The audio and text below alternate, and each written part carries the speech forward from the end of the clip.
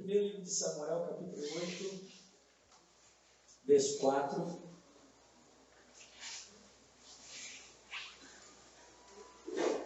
Assim diz a palavra do Senhor. Por isso todas as autoridades de Israel reuniram-se e foram falar com Samuel em Ramá.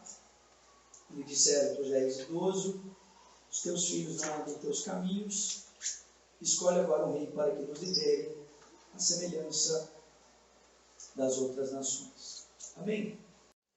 Bom, nós começamos a nossa reflexão, já não sei mais quanto tempo, são muitas mensagens, infelizmente, acho que duas mensagens nós perdemos o áudio, então nós temos aí mais ou menos umas 13 mensagens sobre a vida de Davi.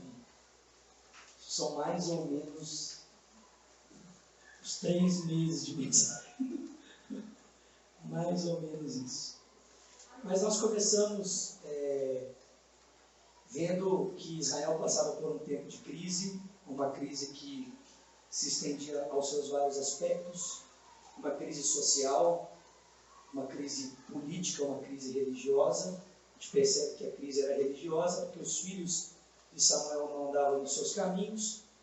Já disse aos irmãos que, na verdade, essa crise religiosa começava muito tempo antes, com o abandono de Eli, do seu ofício sacerdotal, a displicência dos seus filhos, e por essa razão foi que Deus levantou Samuel, mas agora os seus próprios filhos também não andavam nos seus caminhos, e foi por essa razão que as autoridades de Israel então decidiram escolher para ela um reino modelo das outras nações. Mas a gente percebe com essa fala também que Israel vivia um tempo de crise social. Afinal de contas, os parâmetros de Deus estavam distantes da nação. E não eram mais os valores de Deus que eram usados para definir os caminhos da nação de Israel, mas sim os valores das nações à sua volta. Israel desejava um rei no modelo das outras nações. E vale lembrar que o rei, para as outras nações, era uma própria divindade. Então Israel estava deixando de ser uma teocracia para se tornar uma monarquia comum dentro da estrutura de governo das outras nações. E nós vamos ver mais posteriormente que Israel então vivia também uma crise política, afinal de contas o rei que havia sido escolhido para ocupar essa função, ele distanciou seu coração do Senhor, se tornando soberbo, arrogante, e por essa razão Deus então o rejeitou para ser líder diante da nação de Israel. E foi então nesse momento de crise generalizada, social, religiosa e política, que Deus então decide levantar um homem para ser resposta para esse tempo. Um homem que, como nós já vimos, não atendia à expectativa social, não atendia à expectativa religiosa e não atendia à expectativa familiar. Davi não atendia à expectativa da sua família, afinal de contas, ele nem foi cotado para estar diante do profeta. Ele não atendia à expectativa social, porque o rei do modelo das outras nações precisava de ter qualidades em si para que ele fosse nomeado. Esse era o caso de Saul, porque se destacava na sua altura entre os demais. Mas Davi tinha uma aparência frágil, singela, aparentemente não havia nada nele que o qualificasse para ser rei sobre a nação de Israel. E também o próprio sacerdote, o próprio profeta não o considerava apto. Ele levou em consideração seus irmãos, Eliabe e os demais, mas em nenhuma instância talvez pensou que talvez Davi pudesse ser esse homem ungido por Deus. Mas foi Davi que foi ungido, foi a ele quem o Senhor escolheu para ser o líder do seu povo. E a partir de então nós vamos começar a perceber a maneira como Deus ele vai conduzir então os fatos da história a fim de que Davi então ocupe esse posto de líder diante do povo de Deus. E é engraçado perceber que foi no meio de uma crise pessoal e também pública que Saul estava vivendo, que Davi teve a primeira oportunidade então de entrar no palácio. Vocês devem se lembrar que Saul o desprezava os caminhos do Senhor, então o Espírito da parte do Senhor foi enviado a ele para que ele fosse oprimido, Posteriormente, essa crise se agravou e se tornou pública, quando Davi, então, começou a ganhar notoriedade. E foi nessa crise, então, depressiva, com um aspecto espiritual, por causa da influência do espírito maligno e a sua decadência pública, que Davi, então, foi descoberto. O texto diz que Saul precisava de alguém que o ajudasse nesse tempo depressivo, e Davi foi cotado como um bom tangedor para que estivesse na sua presença e fosse, então, responsável pelo alívio emocional e espiritual de Saul. Então, a primeira vez que Davi entra no palácio, não é porque ele é um habilidoso guerreiro, não é porque ele é forte, um grande estrategista de guerra, mas Deus está usando aquilo que era aparentemente improvável e impossível para conduzir em direção ao caminho da sua vontade. Posteriormente, é verdade que um gigante filisteu desafia os israelitas, e por 40 dias eles são desafiados. O texto sagrado diz que nenhum dos homens de Israel, principalmente o próprio Saul, não se dispõe a fazer isso. E o texto diz que Davi então sobe para levar alimento aos seus irmãos, e ali ele percebe essa ameaça constante, e ele então se coloca à disposição. E é interessante perceber que Davi foi muito sábio, e ele escolheu de forma sensata quais as guerras ele deveria lutar. Porque Davi podia ter lutado embates, guerras que não eram as guerras que ele deveria lutar, ou a guerra que ele deveria lutar. Davi poderia ter comprado um embate em primeira instância com os seus irmãos, que o desprezaram pelo fato de ele estar ali junto à batalha, à frente da batalha, questionando o que estava acontecendo. O texto diz que os seus irmãos o desprezaram, e Davi naquele momento poderia ter comprado uma guerra com seus irmãos, um embate com seus irmãos, mas simplesmente o desprezou. Depois Davi poderia ter comprado um atrito com o rei de Israel, Saul. Afinal de contas, quando ele se dispôs, o próprio Saul o rejeitou, mas o texto também diz que a isso Davi não levou em consideração. Davi sabia exatamente qual a guerra ele deveria lutar. Eu acho que essa é uma importante consideração que nós devemos fazer nas nossas vidas, porque às vezes nós estamos nos metendo em guerras que nós não deveríamos estar lutando. E às vezes as lutas que nós deveríamos estar lutando, nós não temos mais energia para lutar, porque nós gastamos a energia que deveríamos estar usando para lutar as guerras do Senhor, para lutarmos os atritos que não têm significância nenhuma. Mas Davi escolheu lutar as guerras certas, lutar a guerra de Deus pelos motivos certos e com as ferramentas certas. E por isso ele obteve vitória. E com essa conquista, irmãos, o texto sagrado vai mostrar para mim e para você que Davi então começou a ganhar muitos prestígios, né? Muitos benefícios vieram a ele por causa dessa vitória. Davi se tornou um homem de confiança de Saul, o líder do seu exército pessoal. Davi se tornou, o pretendente a se casar com Mical, depois de entregar nas mãos de Saul, sem prepúcio de filisteus, isentou a sua família de impostos, se tornou o melhor amigo do príncipe e motivo da canção das mulheres de Israel. Saul matou milhares, mas Davi dezenas de milhares. E se a crise de Saul já era complexa, com o canto das mulheres ela se agravou. E o texto diz que a partir então desse momento, Saul começou a perseguir Davi de maneira implacável. E da mesma maneira como Davi adquiriu tantos privilégios por causa de uma vitória, também por causa da inveja de Saul, ele começou a perder tudo isso.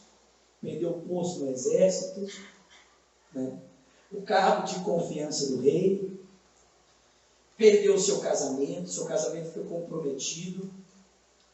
Posteriormente, Davi precisa sair do seu conforto, se dirigir para o deserto. Ele perde o prestígio do povo, ele perde todas as coisas. E por final, a gente chegou a perceber que Davi, então, depois de inúmeras tentativas de assassinato, e agora fugindo para o deserto, Davi ele despreza tanto a sua própria vida, que ele decide buscar abrigo na terra dos seus próprios inimigos, na terra dos filisteus. E quando ele chega, o texto diz que o rei de Gate olha para ele e diz assim: mas esse aí não é o homem que as mulheres cantavam a seu respeito. Saul matou milhares, Davi dezenas de milhares, e Davi, percebendo que a sua vida estava em risco, né, que de alguma forma algo poderia acontecer contra ele, o texto diz então que ele se finge de louco e busca abrigo então em uma caverna chamada Adulão.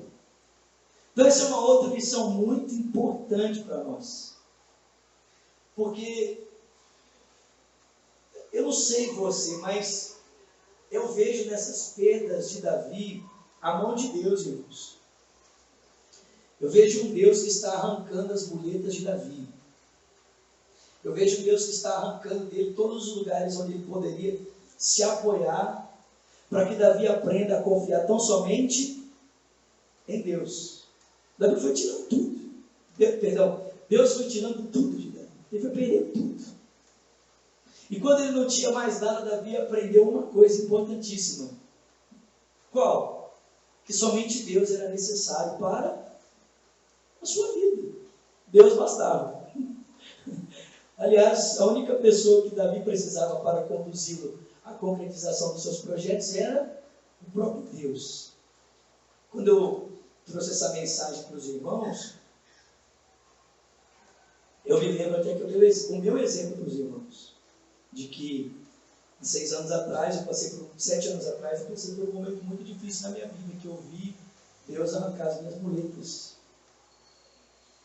7 anos atrás, eu fui diagnosticado por um psiquiatra com uma crise depressiva, caminhando para um transtorno ansioso, um transtorno compulsivo de ansiedade. E eu fui afastado do ministério. E eu pensei que nessa época eu ia perder tudo. Não tem mais jeito para mim, acabou. Né? O que as pessoas vão dizer de mim quando elas pensarem assim: o pastor Vinícius está com depressão?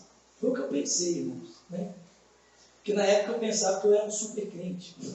Na época eu pensava que eu era um super pastor, que eu não podia ficar doente. Né? E aí eu pensei assim, cara, acabou tudo. E eu lembro que eu arrumei as minhas malas, eu fui embora para a minha cidade. E o meu desejo era ficar lá. Aliás, eu me engajei muito em leituras e estudo, né? E a minha temática de estudo era a seguinte: como ser cristão apesar da igreja. Porque eu queria Jesus, mas não queria mais igreja. Porque eu queria evitar o desprazer de ser julgado pelas pessoas. Já pensou o pastor entrando em depressão? Está em pecado. Mas aí depois de alguns dias na minha cidade, o Espírito do Senhor feriu o meu coração e eu voltei e eu permaneci por 1 mês na Estância Paraíso, né? Sendo desencapetado.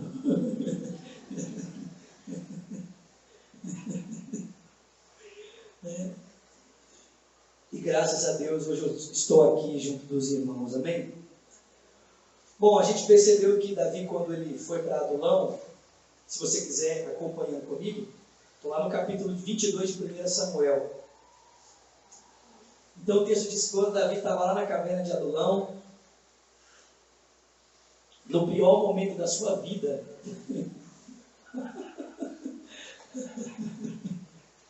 no momento em que Davi perdeu tudo, inclusive o apreço por si mesmo. O texto diz que nesse momento, os endividados, os descontentes e a sua família foram procurar Davi em Adulão. Agora, algumas considerações são importantes, né? Porque a família que foi procurar Davi, lá em Adulão, foi aquela família que, quando o profeta foi até a sua casa, o rejeitou. Os pais que foram procurar Davi foram aqueles pais que, quando o profeta foi à sua casa, não levaram em consideração a sua presença. Os irmãos que foram procurar Davi foram aqueles irmãos que, quando ele subiu à frente da batalha, olharam para ele e disseram: o que você está fazendo aqui, o seu arrogante?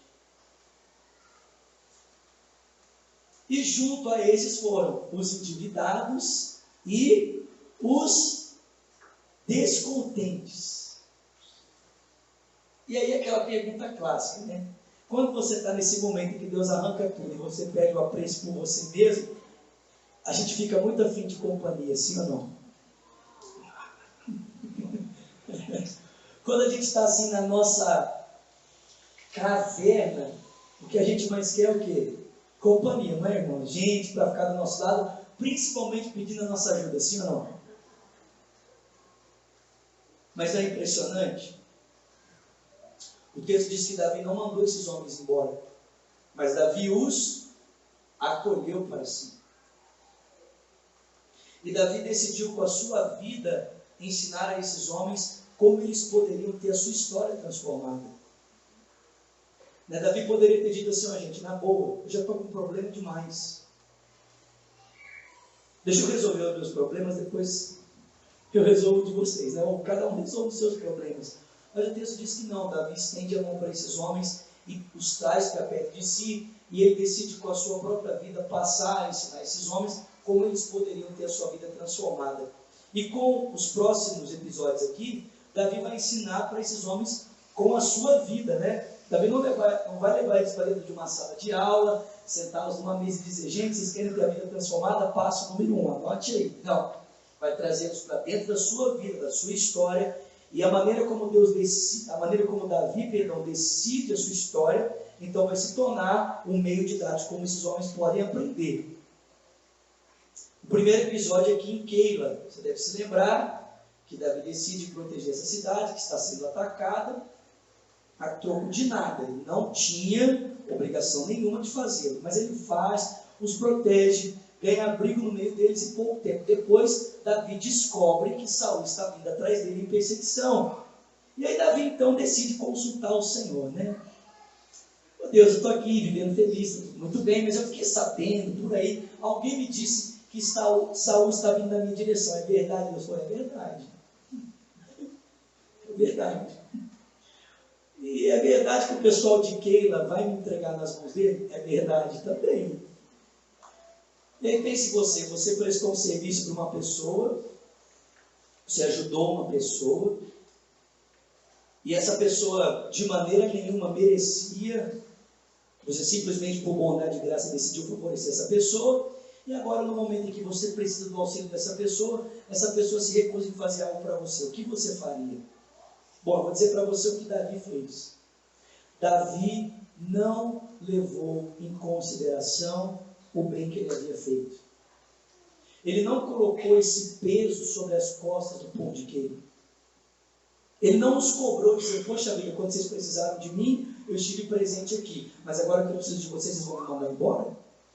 Não. O texto diz que Davi virou para o pessoal e falou assim, olha gente, obrigado pelo tempo que vocês me receberam, mas a gente não quer colocar em perigo vocês e a sua família, então nós estamos indo embora para que quando Saul chegar aqui, não aconteça com vocês o que aconteceu em Nob. E foi embora. Então a primeira lição que a gente aprende aqui é essa.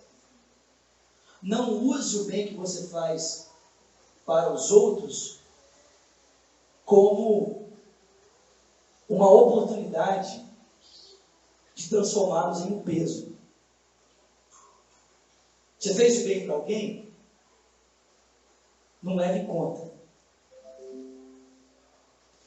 Não leve em consideração. Deixa eu só compartilhar algo que aconteceu comigo, muito interessante aqui. Há um mês atrás, mais ou menos, eu estava no aeroporto de Confins, indo pregar em Vitória, no Espírito Santo. E quando eu cheguei no aeroporto, eu encontrei com o diretor, o ex-diretor, que foi diretor na minha época de seminário, o pastor Heber Dutra. Quem que conhece o pastor Heber Dutra? Eu encontrei com o pastor Heber. E eu lembro que naqueles dias que eu encontrei com ele, eu tinha acabado de compartilhar com vocês a mensagem sobre Mefibosete, né, que nós vamos chegar lá. E eu lembro que quando eu encontrei com ele, a gente estava conversando e tal, e eu falei assim para ele, olha pastor, estou fazendo uma série de mensagens sobre a vida de Davi, e há poucos dias atrás eu preguei sobre a maneira como Davi decidiu mostrar benevolência para com Mefibosete, que era filho de Jonatas, por causa do pacto que eles fizeram e tal. E eu falei para ele, olha pastor, eu queria expressar minha gratidão por tudo que o senhor fez por mim.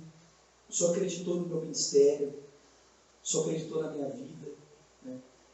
As primeiras oportunidades para dar aula, para ministrar aqui na Lagoinha, foi o Senhor que me concedeu, e eu queria te agradecer muito por isso.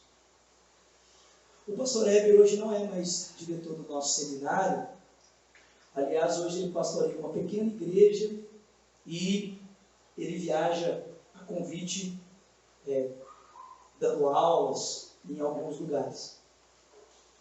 E sabe o que é interessante? É que em nenhum momento o pastor Heber sequer ousou a cobrar todo o favor que ele tinha feito. Ele poderia falar assim: poxa vida, Luiz, então, naquela época eu investi tanto em você, você podia agora retribuir o favor, né?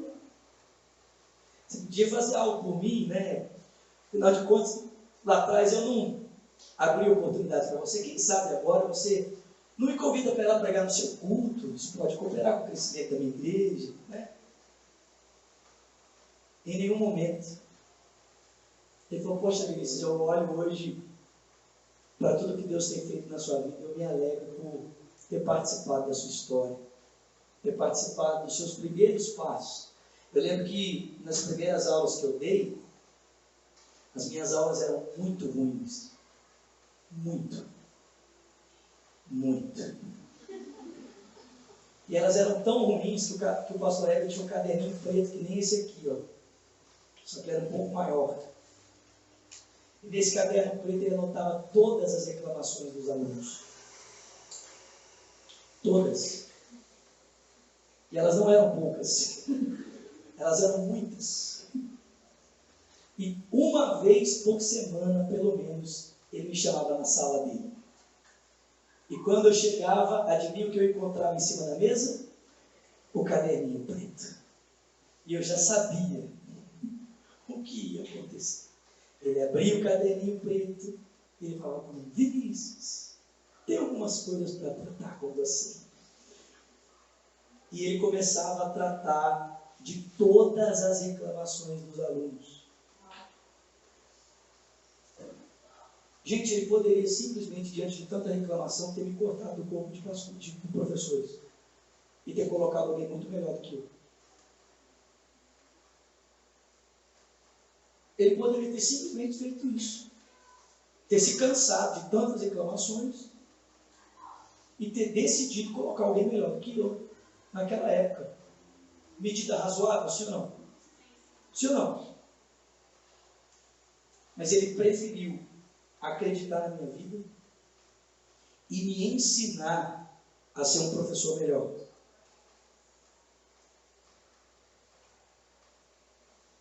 E se hoje você tem a oportunidade de ouvir uma boa aula, uma boa pregação, agradeça ao pastor Heber, que não desistiu de mim e que decidiu me ensinar nas minhas falhas e nos meus defeitos. E não colocar com peso demasiado sobre mim, dizendo assim: olha, você não serve. E nem usando disso como uma oportunidade para me cobrar. Davi fez o bem e passou.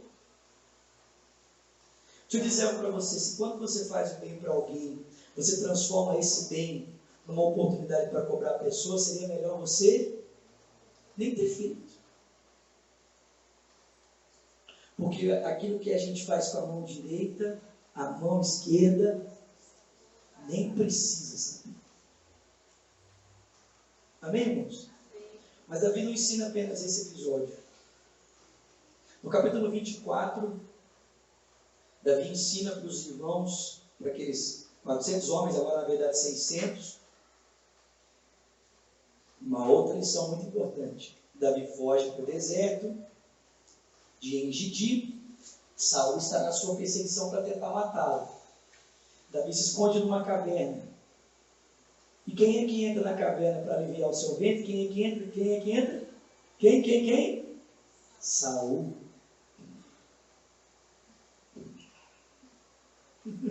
Saul tem um piriri durante a perseguição. E aí ele decide entrar na caverna em que Davi está escondido para aliviar o seu ventre. E o texto diz que os homens de Davi viram para ele e dizem assim: é hoje. É hoje, Davi. Hoje o Senhor entregou seus inimigos nas suas mãos. Se você não quiser fazer nada, fica tranquilo, nós podemos fazer. O texto diz que Davi se aproximou discretamente do rei, sem que ele pudesse perceber, e com a sua espada ele cortou um pedaço do seu manto. Quando Saul saiu da caverna a uma certa distância, em que eles não poderiam entrar em confronto corpo a corpo, o texto diz que Davi saiu atrás dele e disse: olha aqui, Saul.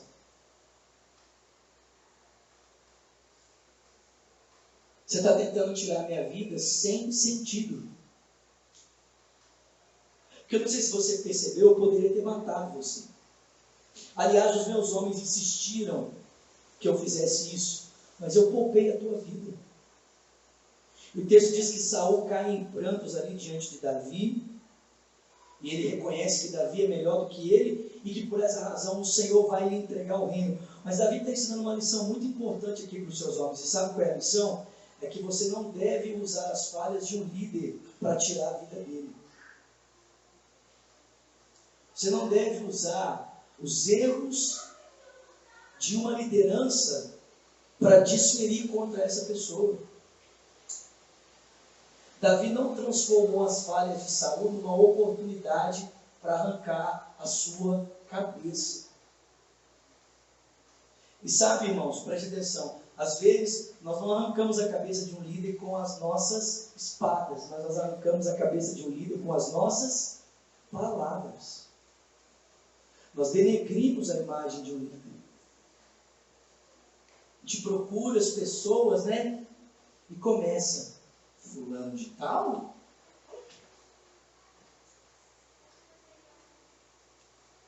Mas Davi não viu nas falhas de Saul uma ocasião para tirar sua vida. Pelo contrário, Davi disse: você está doido que eu vou levantar minha mão contra aquele que é ungido de Deus? Só lembrando os irmãos que Saul nem era mais ungido por Deus. Porque o espírito que antes repousava em Saul, agora repousava com quem? Com Davi.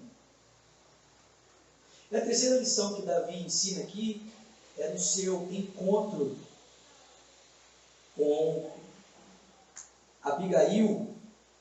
Davi prefere entregar a justiça nas mãos de Deus ao invés de desferir contra a pessoa de Nabal. Davi entrega a vingança nas mãos do Senhor. E de fato o Senhor matou Nabal. Amém? E Davi então pôde se casar com Abigail. Mas irmãos, o texto sagrado diz que Davi, temendo pela sua vida, decidiu voltar mais uma vez para a terra dos filisteus.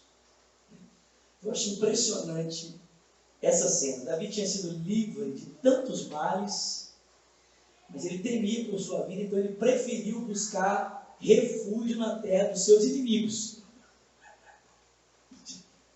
Tipo assim, isso faz sentido? Você está temendo pela sua vida e decide procurar abrigo na terra dos filisteus? O pior inimigo de Israel. Mas olha que coisa interessante. O texto diz que a primeira vez que Davi passou pela terra dos filisteus, o rei dos filisteus olhou para Davi e o desprezou. Mas a segunda vez que Davi passa pela terra dos filisteus, o texto diz que Aquis o recebe muito bem. Aliás, Aquis o recebe tão bem que Aquis oferece para Davi tudo aquilo que ele havia pedido na sua terra. Aquis oferece para ele um posto à frente do exército, sua própria guarda pessoal. Aquis oferece para ele uma terra para que ele possa habitar, concede a ele Ziclag, e uma perspectiva de carreira. Porque, como nós vimos na possível tradução aqui do texto, a intenção talvez de Aquis era transformar Davi no próximo governante de uma das cidades-estados dos filisteus. Que interessante, não é, irmãos? Isso parece coisa do capeta. Parece coisa de Satanás, né? Que você... É tipo assim, você já ouviu aquele negócio? Eu já ouvi gente falar isso, né? Aliás, eu ouvi isso ontem. Estava numa reunião, e o menino da igreja estava revoltado, porque ele tentou namorar com uma moça da igreja e a moça não quis. Sabe qual foi a conclusão que ele chegou? Vou para o mundão.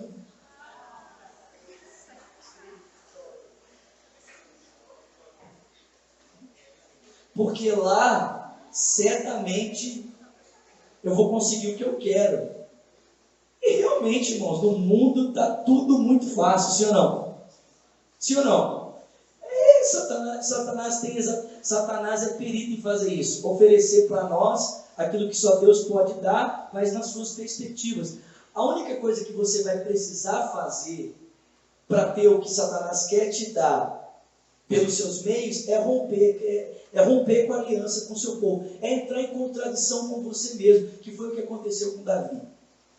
Davi começou a entrar em contradição consigo mesmo, porque ele era um israelita lutando a guerra dos filisteus.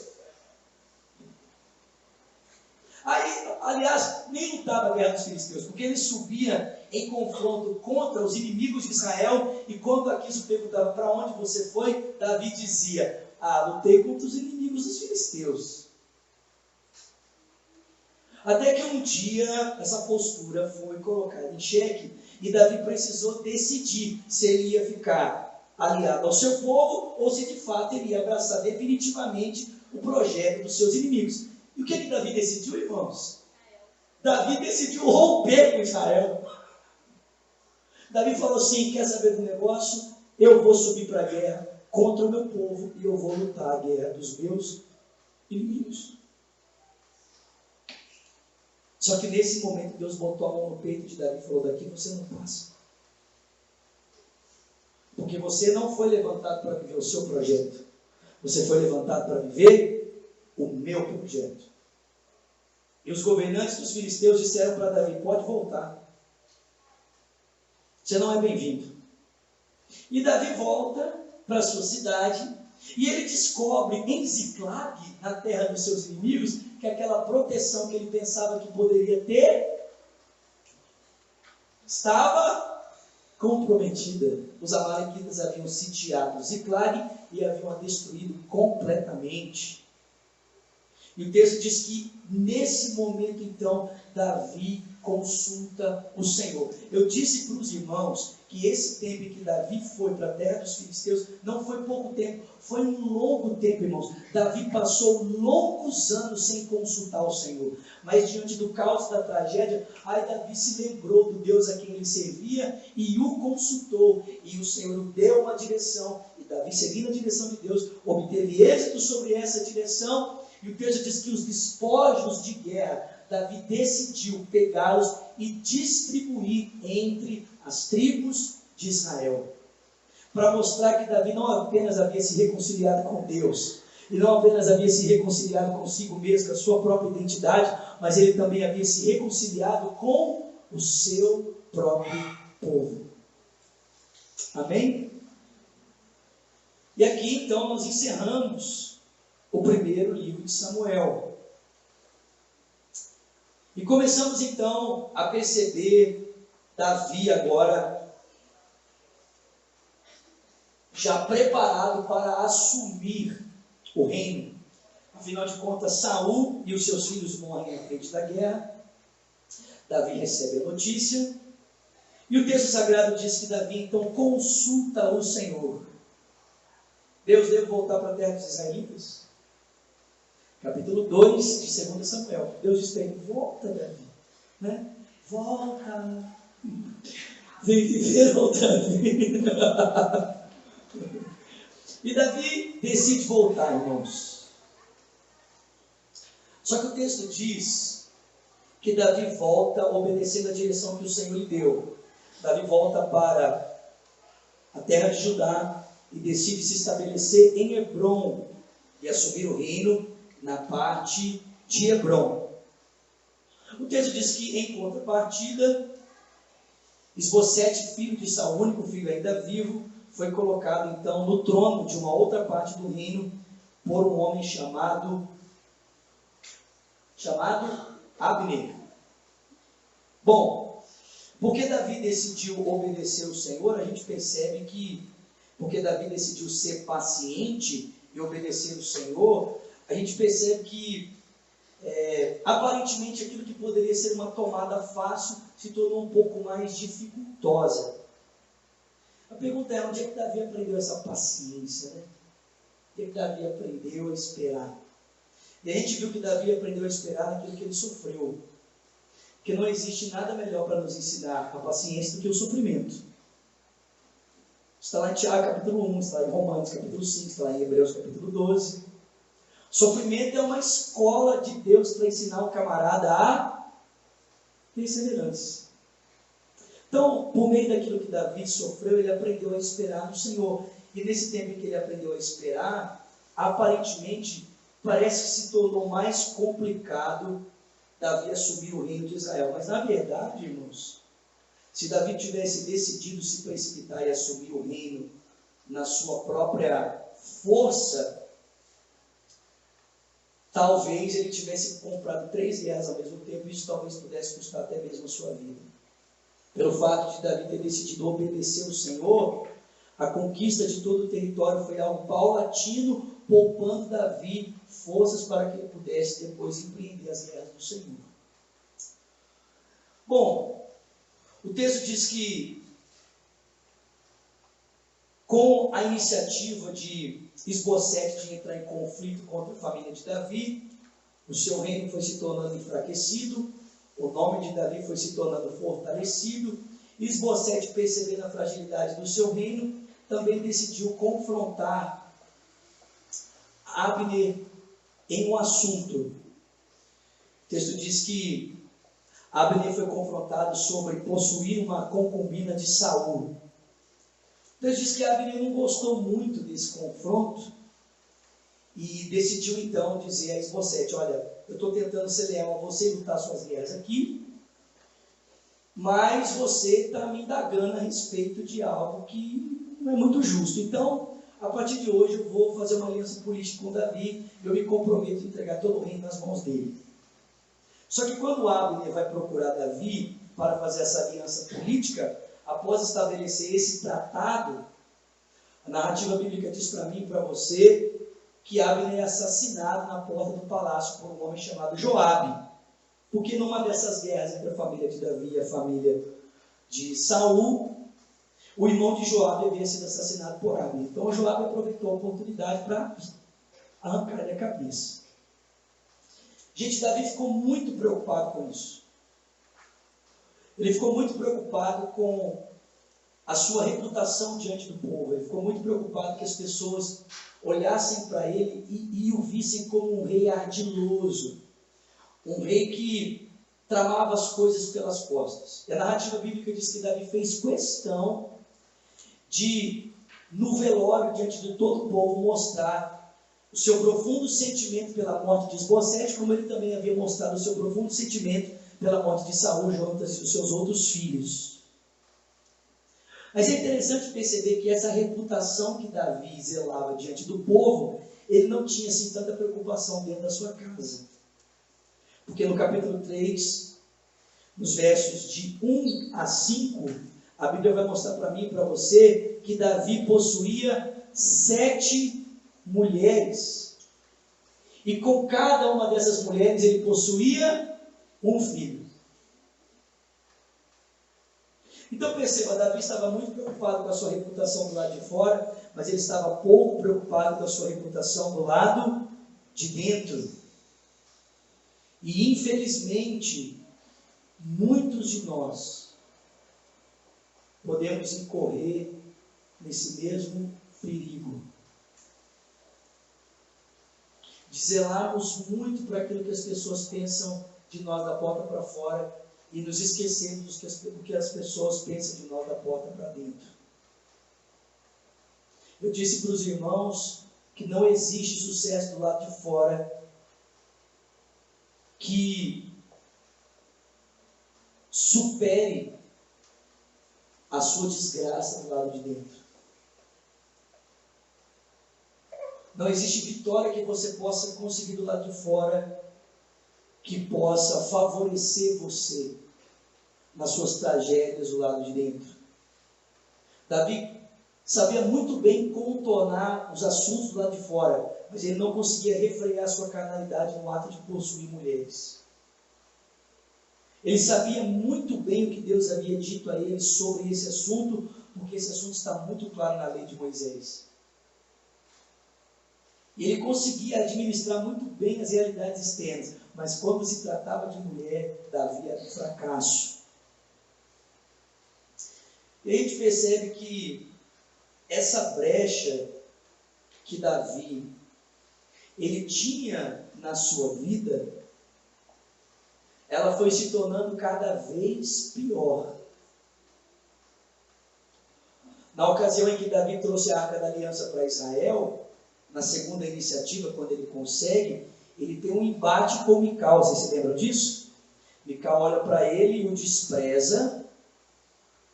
E o texto diz que aquela destreza que Davi tinha para administrar os conflitos externos, ele não tinha para administrar os conflitos internos. A mesma moeda usada por Mical foi a mesma moeda usada por Davi. E o texto sagrado vai dizer para mim e para você que por causa dessa falha de Davi, ele perdeu o seu relacionamento com uma das suas esposas, Mical, que foi a mulher que ele solicitou que viesse ser dada a ele quando ele assumiu o reino. Lembra? O cara já tinha 7 mulheres, queria mais uma. Bom, posteriormente, Davi vai expressar uma outra falha familiar, porque ele trata Mefibosete com benevolência.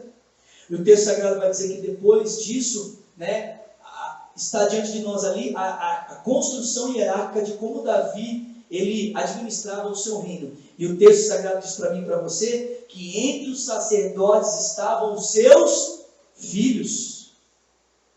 Só que a gente sabe que Davi e os seus filhos não tinham o direito de exercer o sacerdócio, porque o sacerdócio deveria ser exercido apenas pelos levitas.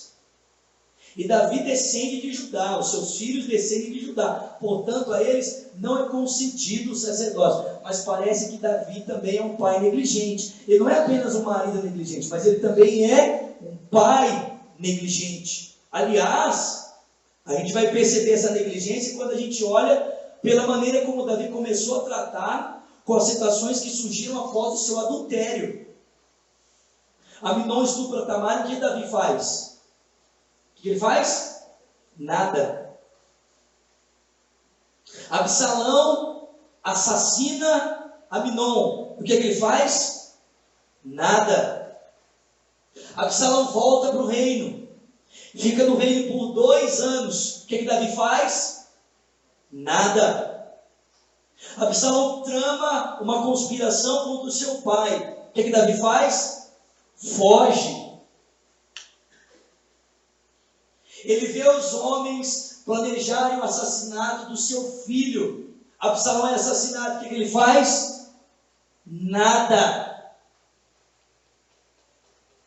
Davi conversa com Tamar? Não conversa. Ele conversa com Absalão? Não conversa. Ele conversa com Aminon? Não conversa. Ele vê Absalão tramar a morte do seu irmão. E o que ele faz? Ele não faz nada. Davi não era apenas um marido negligente, ele era um pai negligente. E foram essas brechas que Davi abriu na sua vida pessoal que resultaram na maior tragédia da sua história. Talvez a segunda maior, né? Porque eu não sei qual é a maior. Se é o que nós vamos ver semana que vem, que é o censo que ele decidiu fazer na sua vida, onde morreram 70 mil pessoas, ou se foi tramar ardilosamente o assassinato do marido da mulher que ele havia possuído em um ato de adultério. Perceba, Davi foi abrindo pequenas concessões na sua vida, e foram essas aberturas das pequenas concessões que o levou a uma grande tragédia. Eu disse para os irmãos, ninguém cai em pecado. Não existe cair em pecado. Não. Vou até ficar de pé. Não existe isso. Quando nós caímos em pecado, é porque nós estamos abrindo pequenas concessões em lugares que nós não poderíamos ter aberto concessões. E são os pequenos tropeços que nos levam aos grandes fracassos. Davi não se preocupou com o fato de não lidar com a sua compulsão, com a sua carnalidade, pelo desejo de possuir outras mulheres. Davi não se preocupou com a sua negligência em tratar com Mical. Presta atenção, gente. Davi ficou vivendo na mesma casa com uma mulher que ele não conversava mais com ela. Não preocupou-se em procurá-la, não preocupou-se em reconciliar com ela. Ele simplesmente a ignorou. Davi não se preocupou com a negligência dos seus filhos. Afinal de contas, não é, irmãos, o império havia se tornado tão grande que Davi não tinha tempo para cuidar do que era mais importante, a sua casa. Ele tinha tempo para administrar muitos negócios, mas ele não tinha tempo para perceber que no coração do seu filho Aminon havia um desejo compulsivo, como havia no coração dele, de deslealdade para com a sua própria meia-irmã.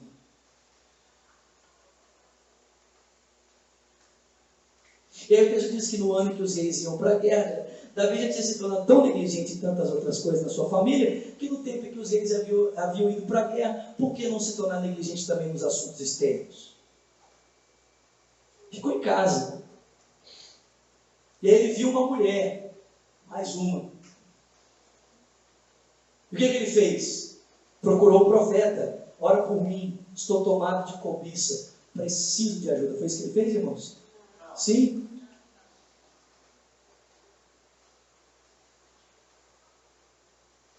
Olha, eu não estava onde deveria estar, não estava fazendo o que deveria estar fazendo, e o meu coração foi tomado de cobiça.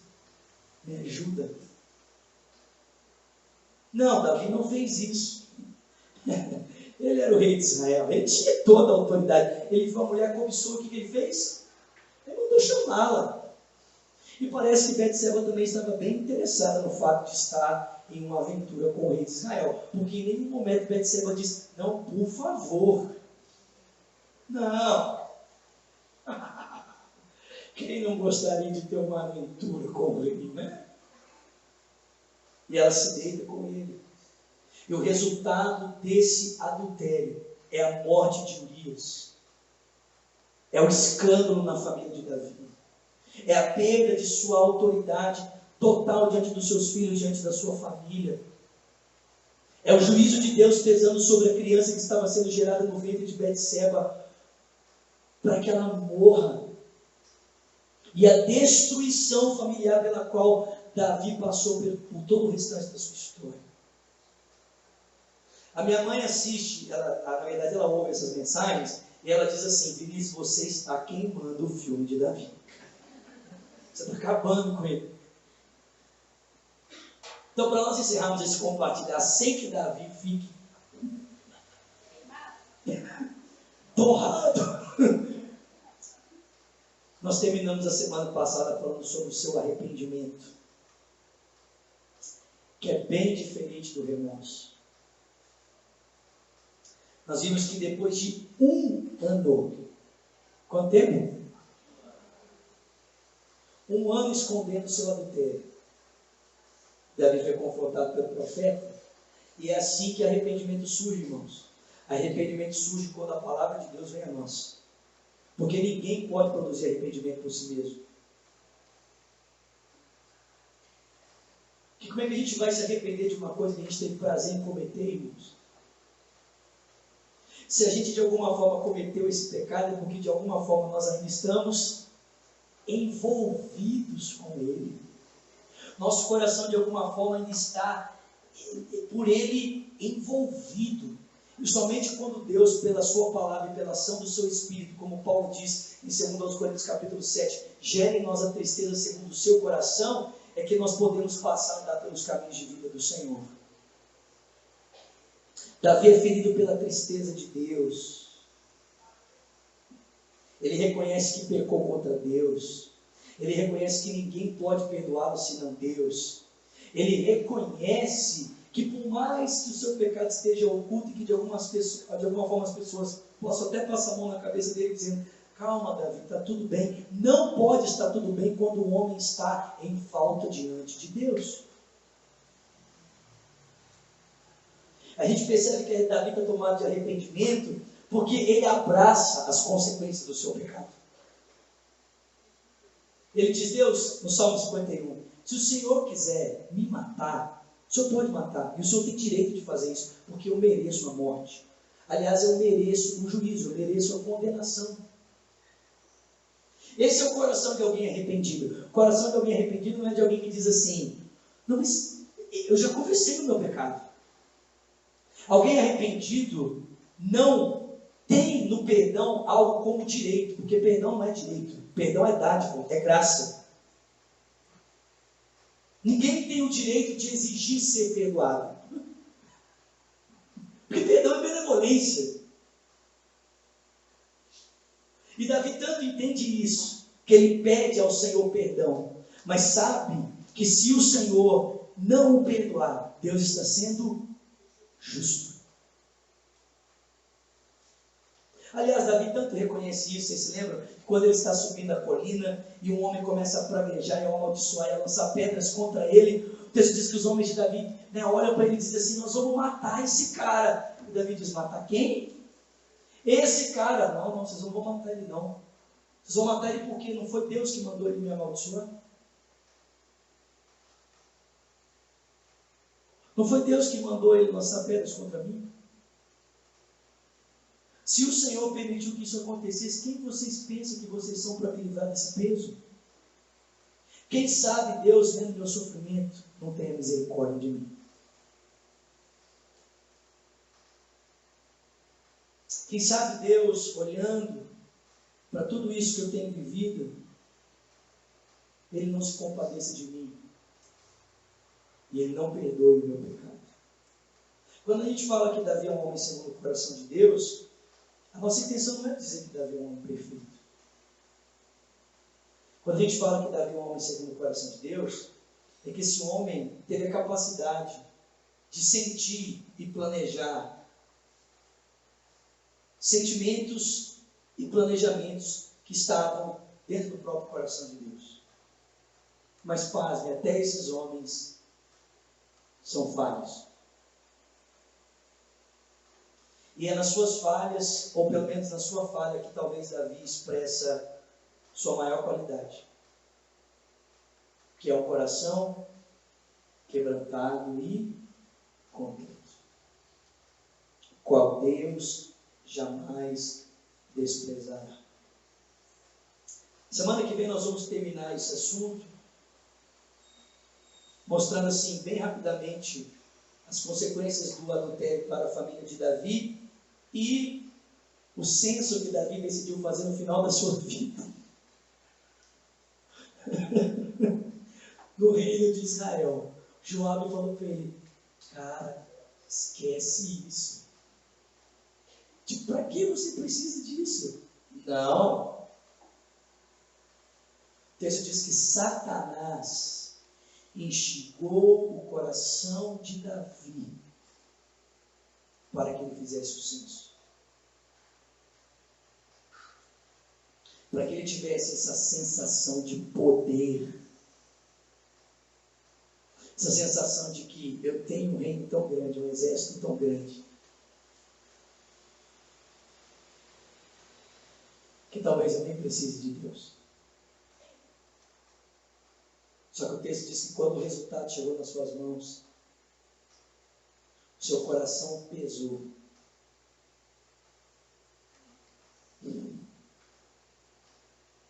E aí a palavra do Senhor veio a ele dizendo: Davi, mais uma vez está aí você, chutando a canela. Irmãos, eu não sei se vocês percebem, mas porque Davi se tornou negligente em assuntos de extrema importância, no final da sua vida, ele se tornou negligente em assuntos em que ele não era negligente.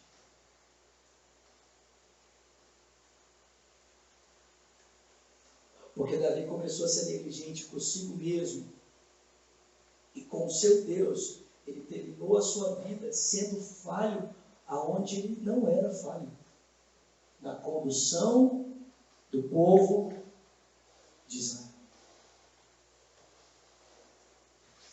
A vida de Davi, gente, é uma curva, né? Mais ou menos assim. Ela começa aqui, ela sobe. Quando Davi assume e unifica o reino, ela tem o seu clímax. Davi leva o povo a viver um tempo de glória. E daqui para frente ela despenca. É triste pensar que Davi terminou a sua vida sozinho, longe dos seus filhos, das suas mulheres, sem o seu reino, tendo que pagar para que uma jovem pudesse aquecer no tempo da sua velhice, porque ninguém queria cuidar dele. Que Deus nos ajude a não terminarmos a nossa história dessa forma, amém, irmãos? Amém?